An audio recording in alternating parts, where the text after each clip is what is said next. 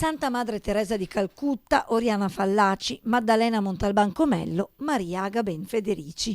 Sono queste le 4 donne alle quali l'amministrazione comunale di Rossano Veneto, in collaborazione con il Sor Optimis di Bassano, ha deciso di dedicare altrettante vie cittadine, 3 nella frazione di Mottinello e una quarta a Rossano Centro.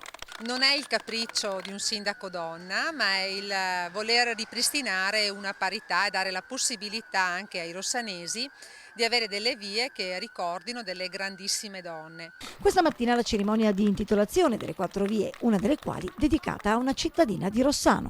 È stata una grandissima rivoluzionaria, una donna che ha portato avanti con determinazione nei tempi in cui gli austriaci occupavano le nostre terre gli ideali di libertà e di indipendenza della Repubblica di Venezia.